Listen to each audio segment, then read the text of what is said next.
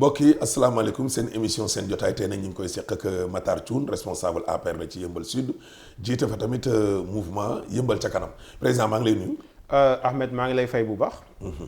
fi ñuy dooree laaj yi nag mooy lu jëm ci wàllug élection yi nga xam ne nag jàpp nañ ne ajaat nañ ko bii nag moom mooy 3e report ñenn sax 1e report ndax dafa bëri en tant que acteur nan nga gisee loolu di aj di ajaat. Ahmed merci ci question bi. muy question bu am solo. mais man ci wàllu aj bi ak ajaat bi. je pense que ñi koy wax mooy opposition bi. te man mënuma leen comprendre en réalité parce que ñoom ñoo ne nañu càmbar fichier électoral bi. ñu nekk aussi ci benn processus de dialogue national. dialogue bi aussi jeexagul.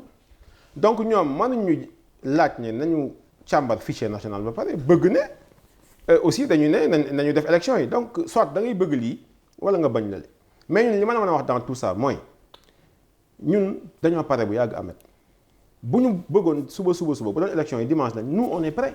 donc ñun amuñu lu ñuy tiit mais effectivement. ñoom contraire bi la ñuy wax de.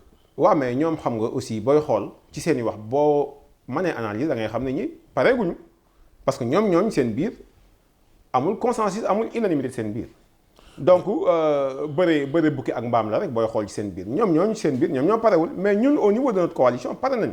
Ahmed nee naa la Benno Bokk Yaakaar suba bu ñu defoon élection pare nañ dama la wax benn affaire Ahmed bul fàtte ne nag depuis coalition bi mu taxee ba léegi presque élection yëpp ñoo ko gagné. donc fu ñu jàpp opposition bi yëkkati ba ci kaw dóor donc ñun loolu du suñu problème. mais am na yoo xam ne moom élection président de la république la bokkul ak élection yoo xam ne gox-goxaan la. waaw mais c'est vrai que. est-ce que yéen seen maire yi nga xam ne ñoo nekk ci biir gox-goxaan yi. liggéey nañ lu war a mën a tax sénégalais renouveler waat seen confiance ci ñoom. waaw foofu aussi li nga may expliquer c'est. am na différence de élection yi bokkul non wàllu gox-goxaan nga may wax quoi en fait. c'est-à-dire ku ci nekk ci ñoom aussi.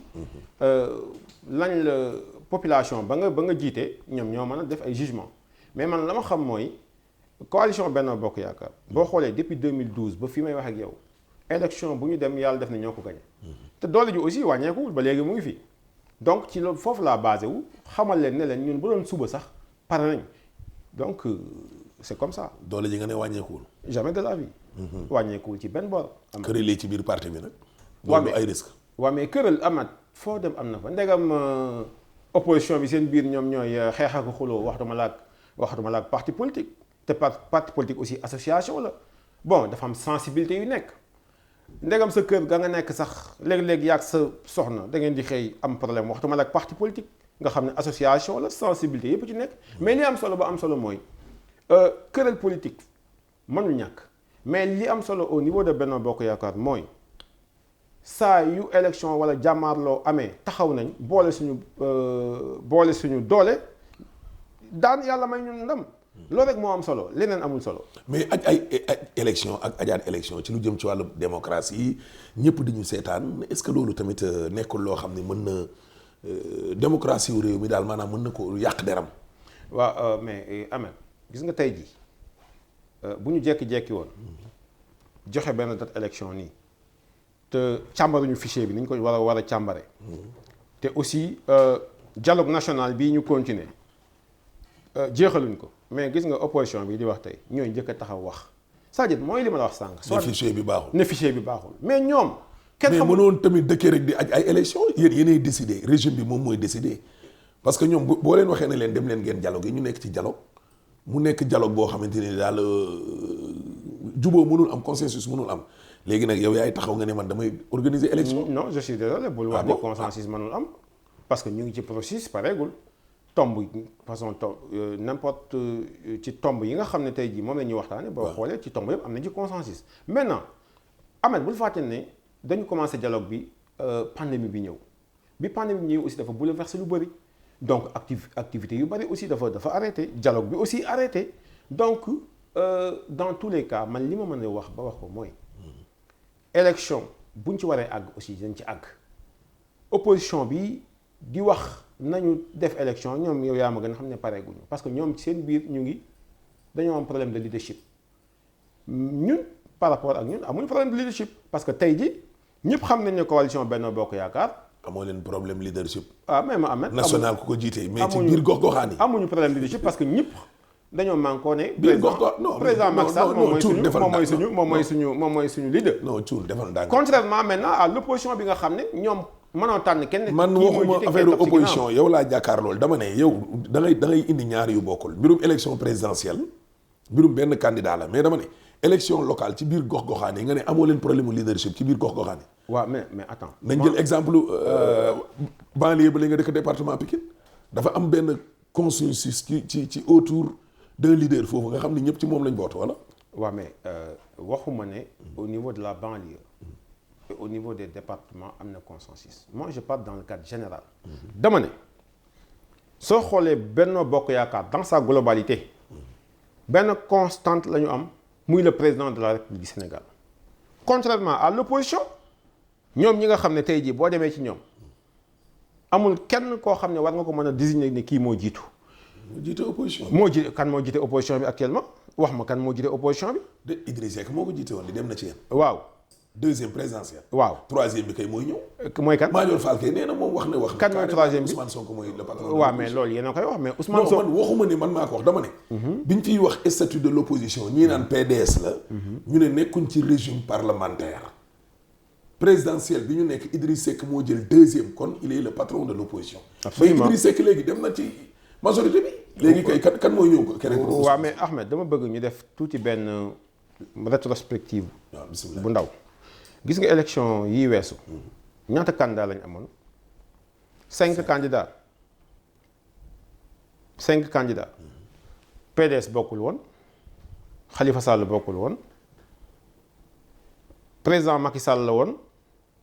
jël gàddu gi. Idrissa Seck topp ci. keneen ki topp ci. boo xoolee ñi mu raw ci bi ñuy waaj élection ci la ñu déposer seen candidature donc ñooñu ñi mu raw amuñu benn représentativité au niveau national donc man mën naa ne élection yooyu kooku ngay wax moom moo ci jël ndaare. loolu nag moo ci jël ndaare. effectivement moo jël ndaare boo xool ci sama gis-gis bu gàtt te sama analyse aussi war na ne. ay 700000 voix. waaw mais Ahmed presque 1 million d'électeurs. Ahmed yow tamit xam nga ne 700000 voix yow tamit quand même ce n'est rien absolument par rapport ak électorat bi nekk Sénégal. ñaata a voté. maintenant li ma mën a wax dans li ma mën a wax dans waaw li ma mën a wax dans tout ça li ma mën a wax dans tout ça mooy. waaw. moom bu yaakaaree ne mooy moom Ousmane Sonko bëgguma koon tudd sax moom Ousmane Sonko su yaakaaree ne moom mooy leader de l'opposition dafa am lu mu fàtte. li mu fàtte mooy waaw may ma expliquer la waaw li mu fàtte mooy. moom bu nekkee député dafa fàtte ne moom plus fort reste maanaam mbalit lañ dajale dimbali ko mu nekk plus fort reste te loolu war na ko sant président Macky Sall je m'explique. boobu kañ la woon. lu tax 2 ans ci ginnaaw. waaw lu tax ma ne la war na ko sant président Macky Sall. waaw contrairement à ce que les gens pensent xam nga moom tey jii mu ngi taxaw di tuumaal président Macky Sall naan da koo comploté ak yooyu ba ko président di dimbali pour mu nekk député. xanaa dafa fàtte ne Max loolu foofu lan moo tax waxul président dafa comploté président moom Ousmane Sonko moom di wax dafa nekkoon impôt des domaines autant pour moi dafa nekk au niveau des impôts effectivement dafa def lu ko neex ñu daax ko raje ko président Macky Sall tey jii. lan la fa def bañ daax ko. waaw li mu fa def mooy. di violer ay secrets. non mais attends di violer des secrets professionnels. kooku tey jii bu ko sénégalais yi dénkee réew. lan mooy violé. waaw may ma Ahmed kooku bu ko sénégalais yi dénkee réew koo xam ne simple agent rek nga ngay violer secret professionnel. kooku boo ko dénkee réew day jaay sénégalais yi. kooku boo ko dénkee réew mu jaay sénégalais yi. donc man loolu laa bëgg sénégalais yi aussi jéem a def seen xel. un simple agent di lëmbat ci dossiers yi nga xam ne c'est des dossiers professionnels ngay ñëw sa waaye di ko génne ci place publique bi kooku boo ko dénkee réew du jaxase réew mi toj ko. donc loolu laa bëgg aussi sénégalais yeewu ci te je pense que sénégalais yeewu nañ ci les sénégalais sont matures et avertis maintenant. waaw nekk ci bërëb gis fa lu defewul nga wax ko nga ne loolu mooy violer ay secret Elimane Diouf ñu gàggante ko kon loolu yàqul julli. waaw mais Ahmed yow yaa ngi seen TV di liggéey. waaw tey jii boo amee lu la metti mais ni ko nit ñi di waxee linge sale se lave en famille am na loo xam ne tey jii du ci place bi ngay gën di ko wax. yow ñàkkul ne fa ngay liggéeyee am na loo fa metti mais boo amee loo wax da ngay dem ci sa patron buggaan toog ak moom wax ak moom je pense que loolu mooy responsabilité loolu mooy aussi njiit mais kii ngeen gis matul njiit parce que benn njiit du taxaw di saaga kan la saa njiit du taxaw yor benn discours va-t-en-guerre njiit du taxaw aussi di génne ay nit nan leen dem leen xeexi ba pare jël sa njaboot jenc ci biir. mais defal ndànk lan mooy discours va-t-en-guerre. mais mooy li mu doon def. président Macky Sall waxu fi woon ne bu Ablaye Wade di jaxasee carte yi ñu délogé ko ci palais bi. waaw mais loolu discours va-t-en-guerre loolu man dégguma ko Ahmed loolu peut-être yaa ko dégg. mais dégguma ko non mais am naa droit ne dégguma ko. xam nga yow da ngay politique mais aussi technocrate nga defal ndànk loolu ndax discours va-t-en-guerre la. waaw mais gis loo opposant Ahmed. waaw xam nga man am naa droit ne dégguma ko mais dinaa la wax benn affaire. déggoo ko. discours bu mën ci am.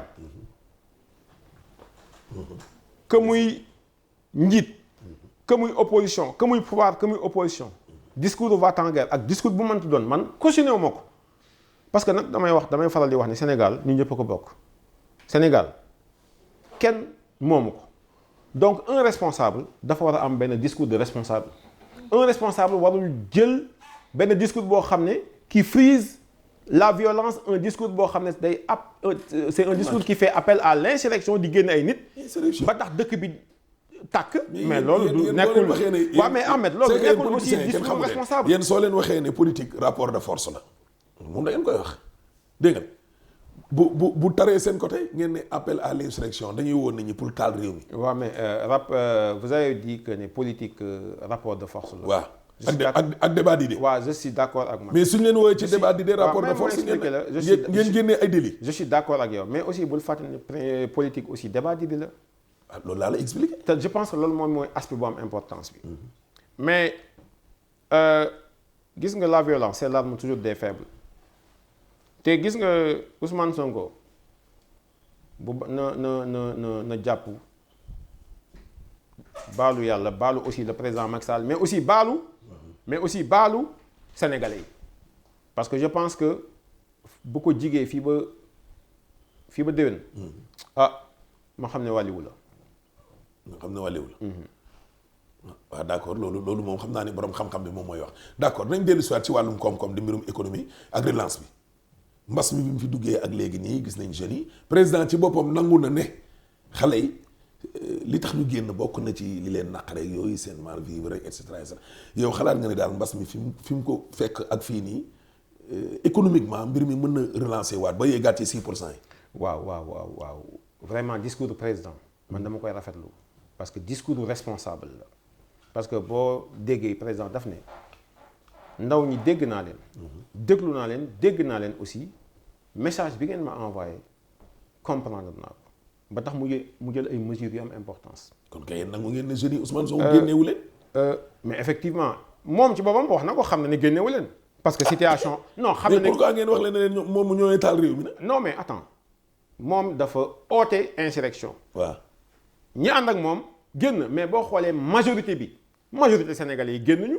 tey jii bi affaire yi revenir à la norme tey yow xam nga li ma la wax tey jeune boo dem man je discute des fois avec des danaan la carrément ça waaye ñun Sonko géré wuñ ko sax. ñun dafa amoon lu ñu naqari. waaw ñu génn tout simplement di ko manifester. te loolu je pense que citoyen bu ci nekk. kon jàpp ngeen ne am na fu doxul kon. je pense que citoyen bu ci nekk am nga droit. mu am lu la metti nga génn manifester wu. effectivement président Macky Sall xam na ne am na lu doxul te loolu mooy responsable.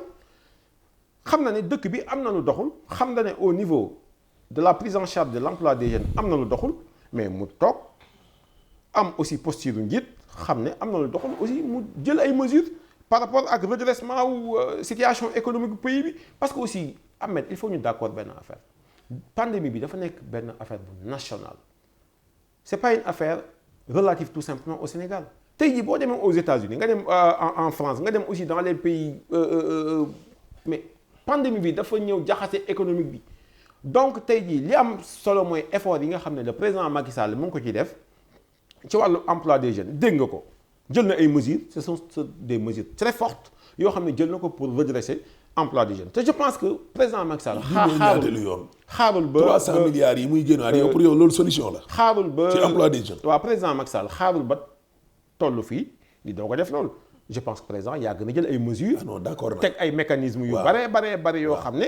bon day accompagner jeunes yi par rapport à l'emploi tey jii gis nga DER gis nga 3FPT gis nga aussi FONGIP c'est des mécanismes yoo xam ne des mécanismes de financement ñuy jàppale jeunes yi te yàgg nañoo aussi financer jeunes yi. mais Thioune loolu est-ce que mi ngi dox yii nga ma énumérer fii yëpp mu nekk ay xawma ñaata projet au président de la République est-ce que mi ngi dox lan moo tax mu jóg tey mu ne dafay defaat encore beneen de plus de 300 milliards mais dafay wane ne kon DER yi nga ma tuddal fii nii ay yooyu noonu est-ce que mi ngi dox. waaw loolu dama ci d'accord ak yow mais li am solo mooy Sénégalais yi xam nañu mesures yi président jël ak volonté politique bi mu am pour mettre le Sénégal ci émergence fexe aussi jël jeunes yi utal leen liggéey wax naa président wax naa ko ci sama émission nee naa président Macky Sall ba sañoon jeunes yi Sénégal ñooy gën ci jeunes yi su sañoon jeune Sénégal du am kenn koo xam ne dina ci am problème emploi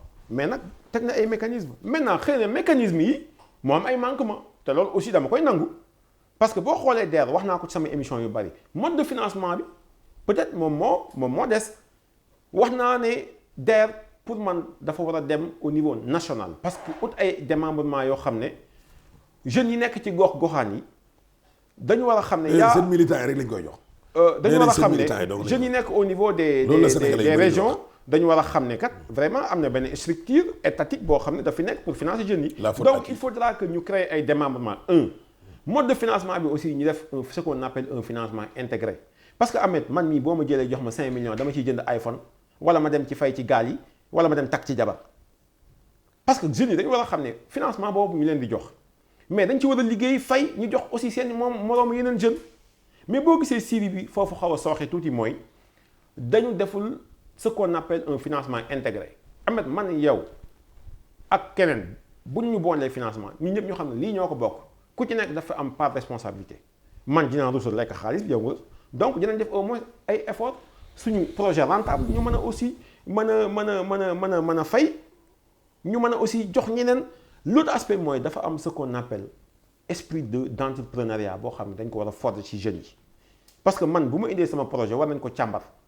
xool ndax jeune bii indi projet bi lii projet bii mu nga xam ne moom la bëgg a def est-ce que am na ci au moins xam-xam bu ci amul xam-xam ñu accompagner ko xamal ko ne ko lii nag bu dee agriculture la fii ak fii ak fii ak fii ngay jaar pour ce projet rentable je pense que ci foofu la mécanisme yu bari sooxe mais li ci am solo mooy formation bi warul jiitu ba pare tàggat xale yi par exemple li nga wax noonu ci wàllu mbay mi fii ci biir waalo wala feneen ak feneen tàggat leen ba pare financement yi doo génn mais comme ni nga ko waxee yëkkati xaalis joxi ndaw ba pare bon ñu wàcc sur le terrain est-ce que loolu tamit amul làmbatu daal taf yëngal cacophonie. waaw mais je suis en phase avec vous wax naa la ko léegi nee naa la su ma waxee esprit d'entrepreneuriat mooy formation moo jiitu ndaw ñi dañ leen war a former effectivement je suis en phase c'est-à-dire processus la financement bala nga ko def dafa am ay processus yu bari yoo xam ne ay préalable yu bari xam ne da nga ko war a respecter benn bu ci sooxe rek lépp day sooxe je pense que loolu moo waral tey jii financement yi nga xam ne def nañ ko parce que nag il faut le dire Ahmed gis nga l'État a beaucoup financé l'État dafa jël bul fàtte président dañu ñëw en 2019 mu yëkkati 28 milliards dugal DER pour financement jeunes yi ñëw en 2020 mu jël une enveloppe de 60 milliards dugal ci jeunes yi l'État le président a beaucoup financé mais problème bi mooy financement yi dafa feeñul fenn parce que mode de financement bi moo baaxul mooy li ma la wax rek. mais yow lan daal nga xalaat ne fi mu ne parce que 100 000 500 000 yaa ngi dégg sax waa ministère yi ngi wax ne léegi ñoom ñu ngi toll ci ay 400 et quelques mille maanaam objectif bu président bi presque moins de 100 000 yooyu moom moo ci des. mais est-ce que li ñuy wax sur le papier ak sur le terrain yow en tant que doomu banlieue est-ce que wala jeune est-ce que loolu noonu moom moo ne. waaw li ñuy wax sur le papier ak sur le terrain. waaw man xam nga man mosuma bénéficier wu ci financement DER. non mais waxuma DER bi kese sax du DER bi kese. waaw mosuma bénéficier sur l'emploi des jeunes. mais man gis naa ay jeunes yi nga xam ne vraiment def nañu seen projet dem ñu financer leen mais xëy na dafa doyul xëy na aussi dafa doyul te aussi war nañ mën a gën a liggéey ngir financement bi aussi mu bañ a am xàjj ak seen parce que aussi président Macky Sall daf koy wax man nekkuma fi pour waa jeune APR wala pour waa jeune Fatick wala pour waa jeune Fouta man dama fi nekk pour jeune sénégalais yëpp donc président mbébétam mooy est-ce que financement yi est-ce que démembrement yi loolu président di wax ak ñoom li ñuy wax est-ce que boo benn la. waaw mais nekk ñu fi ay jeunes APR. waaw mais attends. te ngaañ gi yëpp leen doo ngay dégg. ñoom seen waa parti la ñuy financé. waaw mais man de jàpp ma ne jeune APR rek la ñuy financé parce que am na ay jeunes yoo xam ne. xam naa leen ñu ngi ci yeneen parti j'ai vu des jeunes du PASTEF yu ñu financé te ñoom aussi am nañ honnêteté effectivement ñëw ne ah ñun de jot nañ ci financement yi donc man jàpp ma ne jeune APR rek la ñuy financé. maintenant dañu war a fexe aussi ba jeunes yi nekk ci Sénégal yëpp ku ci nekk boo amee sa projet bu fiable ñu financé la fexe aussi wax naa ko léegi nañu fexe ba di am ay mécanismes de financement intégré et encadré suñu ko amul on aura beau financer on aura injecté des millions yooyu du feeñ fen te lépp ci président Macky Sall lay këpp waat parce que dañ naan defu fi dara alors que vraiment teg na ay mécanismes aussi joxe ay directives yoo xam ne ñi ñu fa teg aussi dañ ko war a suivre. taxawaayu ministère de la jeunesse bi ci jeunes yi yow nan nga ko gisee. waaw je pense que mu ngi jouer partition parce que bon nekkuma fi pour défendre kenn mais man damaa ngi seetaan télé maa ngi aussi gis ay réalisation ak ay projets yoo xam ne mu ngi koy teg aussi pour la jeunesse gis naa ne aussi vraiment mu ngi dem ci jeunesse bi pour gën a saafantoog moom donc mën nañ ne mu ngi góorgóorlu quoi. moom nen ne. waaw moom nen ne sama jigéen. d'accord nañ delluwaat fële nag yëmbal. yëmbal moom xam naa ne commune la boo xamante ni opposition ñoo ko jiite muy Bara Gaye yéen da ngeen fa am ay ambition wala. opposition bi kañ la fa gagné. 2014 gagné wuñ fa. 2014 on est ñu ngi ci ban kii. waaw mais ñoom ñoo ko gagné rek. waaw non waaye d'accord je sais. ñu ngi 2021 waaw mais yow li tax ñu gagné ko xam nga ko parce que. moment boobu waaw mais moment boobu amoon nañu ay quelques querelles de positionnement. mais xam nga ne yow bu ñu booloo yëmbal bu ñu booloo gagné nga indi ay coalition Benno Bokk Yaakaar bu ñu booloo yëmbal je pense que xajuñu ci opposition bu ndaw bi nekk yëmbal yow tamit. opposition bu ndaw. mais effectivement yéen opposition bi gagné leen nekk fa di ko diriger boobu ba léegi ngeen opposition. waaw mais c'est normal parce que mandaam jeex na mais ba léegi en fait renouveler ba léegi aussi élection locale ñëwagul mais moom moo la gën a xam ne moom ma fa nekk moo la gën a xam ne bu élection locale ñëwee mais du fa toog. Bara Gaye damay ragal mu jël ay bagages am daw avant élection. waaw parce que xamul tax. Bara Gaye ma yaakaar ni moom fi mu ne nii dem élection moo tee mu gañawaat waaw xamul tax. wax naa léegi ne damay ragal bu élection ñëwee. du ko fa xaar. lu tax parce que Sénégalais yi ak yëmbaluwaay yi. xam nañu réalité yi léegi xam nga bu njëkk état dafa daan ñëw dafa benn réalisation bu ndaw mu ne moom la.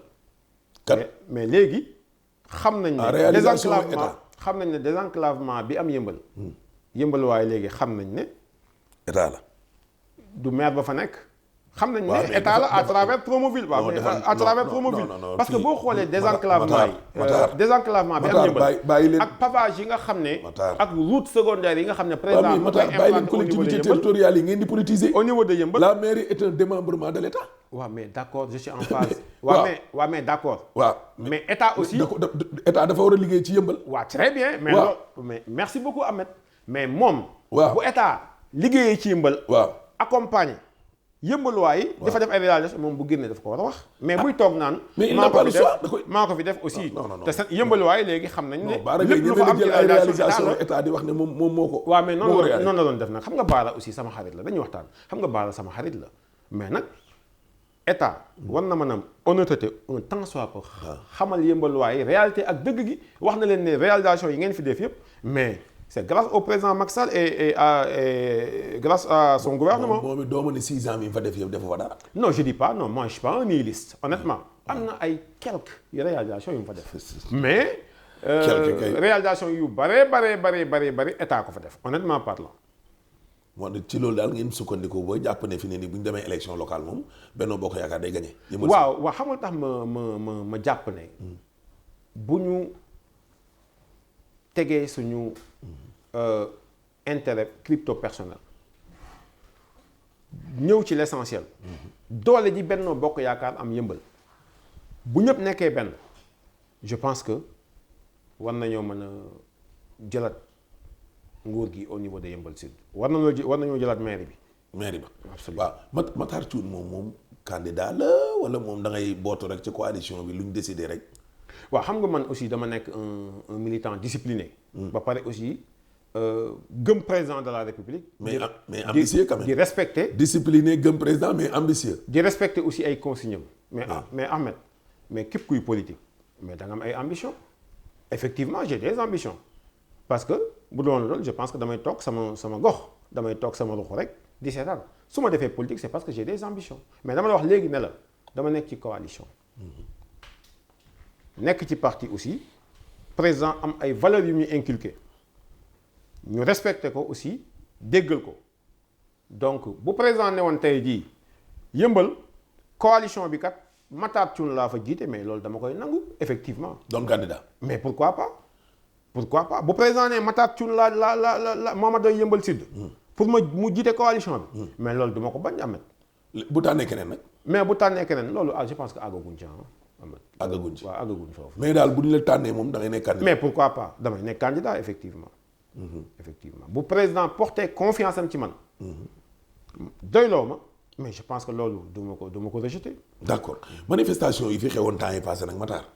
gis nañ daal ci fan yi ay DG ay ministre ku nekk ngay génn nag di waxte ñu bëree bëri moom dañoo jàpp ne dañoo làqatu woon comme ni ko Alioune Sall waxee Aliou nee na bi coow li amee ñu bëri dañoo daw làqatu. waaw mais Ahmed loolu maa ko njëkk a wax.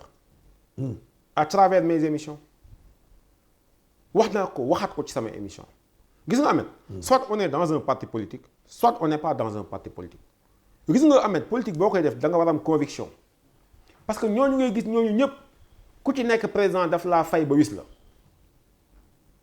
ñoom tey taxawaay bi ñu am ci côté président mérité wul loolu. ah bon. moo tax tout le temps ma koy wax ne le président il doit revoir son entourage parce que li fi xew temps yi ñoom ñëpp il faisait des calculs. ñoom ñëpp de A à Z il faisait des calculs parce que dañu yaakaaroon ne république dafay basculer.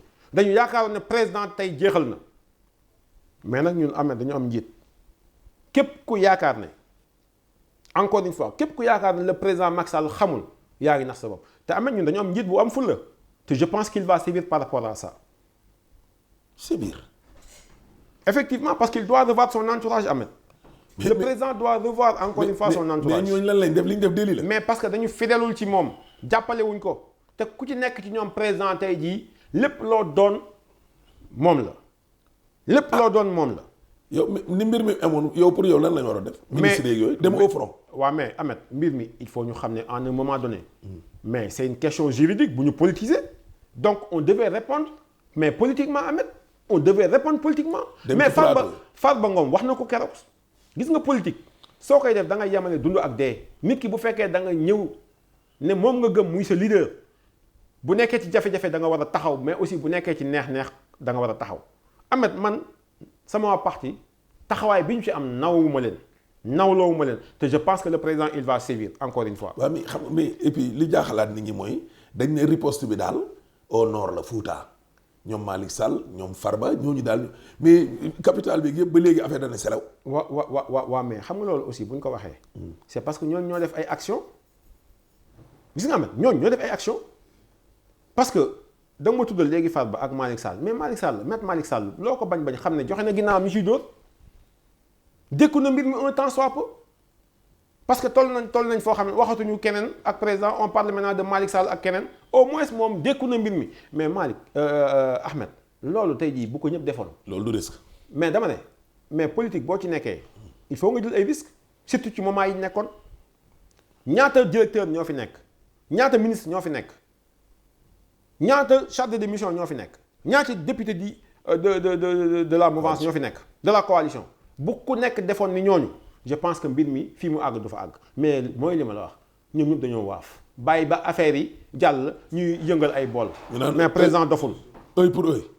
waaye non Ahmed vraiment je veux même pas di ñëwaat ci loolu parce que j'ai été peiné même le président il a été peiné. parce que dafa am déception ci ñoom. parce que un temps soit président ku ko xam-xam ne il est fidèle en amitié du bàyyi ay nitam ku ci nekk teg na la fam la war a teg muy ci suñu parti ñi mu àndaloon ak ñi nga xam ne dañ koo fekk si te je pense que la coalition Benno Bokk Yaakaar ne me démentira pas donc dama leen di wax nañu gën a fidèle loyal ci président parce que président mérité wul lii. kon coalition avec parti bi yëpp daal moom des na. waaw des na il faut le dire par rapport ak li am ça moom il faut le dire par rapport ak li am seen taxawaay daf cee des lool. d'accord mouvement bi nag moom yëmbal si kanam ba. waaw mouvement yëmbal sa kanam aussi dañ ko teg ñu ngi ko teg bi ñu jàngatee situation yi am ci dëkk bi ñu gis ne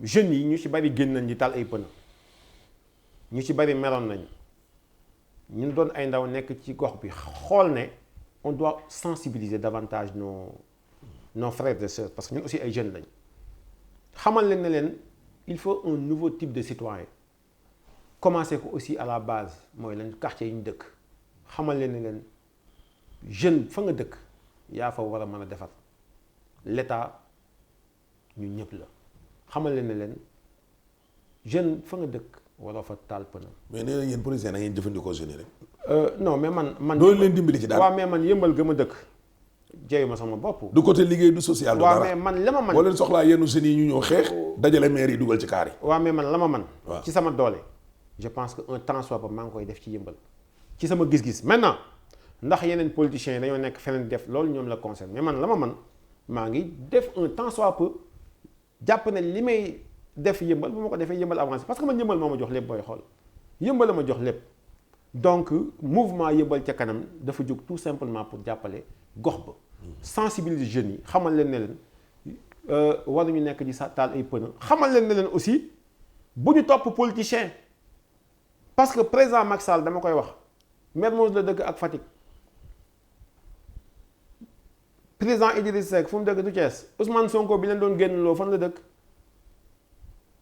ba ay waa këram da nga leen a gis ñu génn ñi ci dee ay doomu jàmbur lañ ñu ngi leen di jaale donc jeune dafa war a conscient ci loolu xam ne aussi dañu war a nekk benn type de un nouveau type de citoyen liggéey fexe aussi gox ba ñu nekk aussi ñu defar ko donc ci loolu moom moo tax a jug mouvement yëmbal ca kanam maintenant on a aussi démarré nos actions effectivement on a commencé par benn tournoi de foot pour sensibiliser les jeunes fexe aussi ba président Macky Sall soit plus près de sa jeunesse parce que mouvement bi dañ ko commencé yëmbal mais am nañ ambition mu répandre ko partout parce que c'est un mouvement qui mène que des actions citoyennes quoi en réalité. d'accord kon Matar ñu ngi lay gërëm kon di la sant bu baax a baax. ñu ngi lay fay Ahmed. merci beaucoup. mu nekkoon seen émission seen jotaay tey nag ñu ko doon seq ak Matar Thioune nekk responsable APR fële ci diwaanu yëmbal jiite tam mouvement yëmbal ca kanam di leen jox kon di daje ci beneen numéro incha allah.